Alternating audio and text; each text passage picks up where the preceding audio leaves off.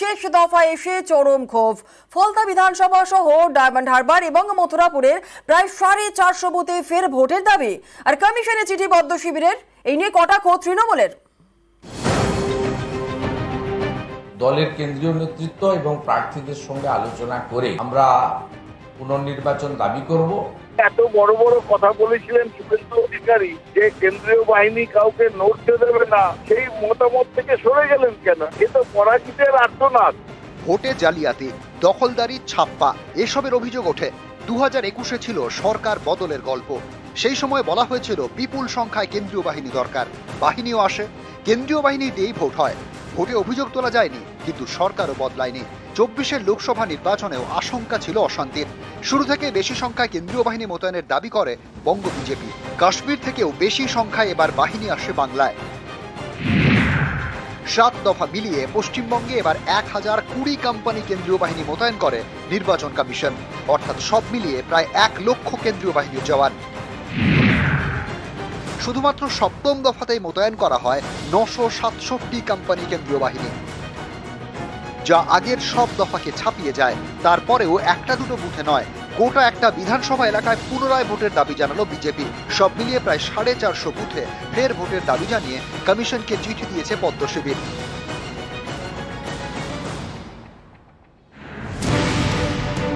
ফলতা বিধানসভা এলাকার মোট বুথ 260। এই সবকটি বুথেই নতুন করে ভোটের দাবি তুলেছে বিজেপি।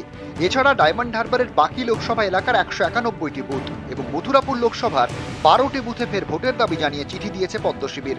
সব মিলিয়ে 463টি বুথে রিপোলের দাবিতে কমিশনের দ্বারস্থ বঙ্গ বিজেপি। পাশাপাশি বসিরহাটের 500টি বুথে ফের ভোটের দাবি তুলেছেন সেখানকার বিজেপি প্রার্থী।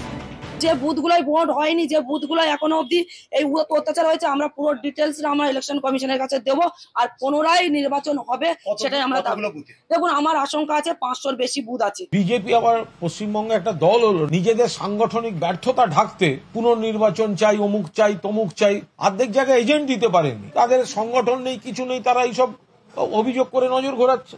রাজ্যে মোট 42টি লোকসভা আসন, তার মধ্যে মাত্র 2টি আসনে রিপোলের দাবি জানিয়ে কমিশনকে চিঠি বঙ্গ বিজেপির, সেটাও একেবারে ভোটের শেষে, গণনার আগে, যা অনেকের মতেই অত্যন্ত তাৎপর্যপূর্ণ। অনেকেরই প্রশ্ন, এটা কি গণনার আগে রাজনৈতিক ধারণা তৈরির চেষ্টা বিজেপির, নাকি এক্সিট পোলের পরিস্থিতি দেখে চাপ বাড়াতে চাইছে গেরুয়া শিবির? কমিশনের কাছে প্রায় 450 বুথে পুনরায় ভোটের দাবি জানিয়েছে বঙ্গ বিজেপি। যদিও এই অবস্থায় বিজেপির দিলীপ ঘোষের বক্তব্যকে তাৎপর্যপূর্ণ বলে মনে করছেন অনেকে।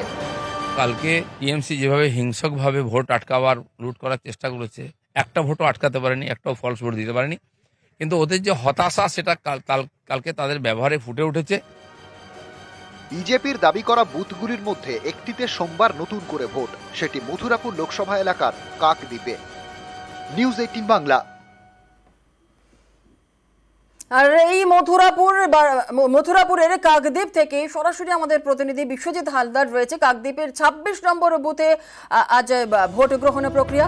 আমাদের সঙ্গে রয়েছেন আমাদের প্রতিনিধি বিশ্বজিতের সঙ্গে কথা বলে নেব। বিশ্বজিৎ, ভোট গ্রহণ প্রক্রিয়া শুরু হয়ে গেছে, ভোটাররা কি আসছেন, কি দেখছো সেখানকার ছবি কি?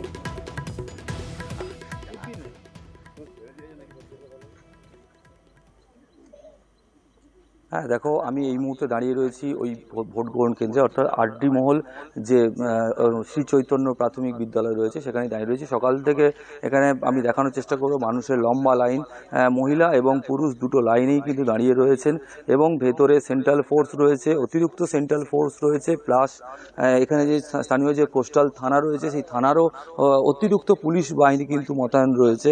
এখনো কিন্তু ভোট শুরু হয়নি, মেশিনপত্র লাগানো চলছে, কিছুক্ষণ আগেই মেশিনপত্র এসছে এবং তার পাশাপাশি এখানে মানুষজন কিন্তু সবাই কিন্তু ভিড় জমাতে ভোট দিতে এসেছেন ভোটাররা, লম্বা লাইন, পুরুষ এবং মহিলা লম্বা লাইন, আমরা সেই ছবি দেখতে পাচ্ছি।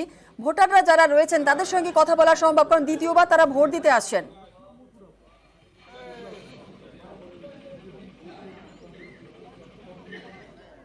হ্যাঁ দেখো, তাদের সঙ্গে যখন আমরা কথা বলেছিলাম, আমি এখানে একটু কথা বলার চেষ্টা করব। দিদি, একবার আমি বলেছি, আর অন্য লোককে জিজ্ঞাসা করুন, একবার আমি বলেছি। এই আজকে তো আরেকবার কি ভোট দিতে এসেছেন? কালকে তো ভোট দিয়েছিলেন। আমরা কালকে দিয়েছি, আজকে আবার দিতে এসেছি। আচ্ছা, কি করে জানতে পারলেন? আমরা কিছু জানি না, সন্ধেবেলা আবার সব এসে বলে গেল যে কালকের ভোট আছে, এছাড়া আর আমরা কিছু জানি না।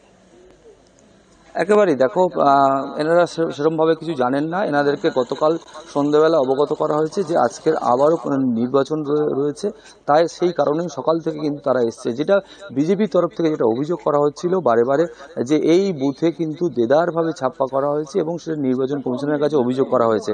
এবং তার পরিপ্রেক্ষিতে আমরা সকালবেলা এসে যখন এই এলাকায় যারা তৃণমূল কর্মীরা রয়েছেন তারা কিন্তু যেটা অভিযোগ করছে সেটা কিন্তু একটু আলাদা। তাদের যে এজেন্টের যে স্লিপ দেওয়া হয়েছে, যেটা প্রিজাইডিং অফিসার স্লিপ দেওয়া হয়েছে, সেখানে কিন্তু 1125 ভোট পড়েছে। এখানে টোটাল যে ভোটার রয়েছে 1346 জন হচ্ছে টোটাল ভোট সংখ্যা। অর্থাৎ বিজেপি এরা যেটা বলছে যে বিজেপি যে অভিযোগটা করছে সেটা সম্পূর্ণ ভুয়ো, যে অতিরিক্ত ভোট কোনোভাবেই পড়েনি। যে ভোটটা পড়েছে তাদের যে এজেন্ট স্লিপ যেটা দেওয়া রয়েছে তাতে কিন্তু 1125 ভোট দেখা যাচ্ছে।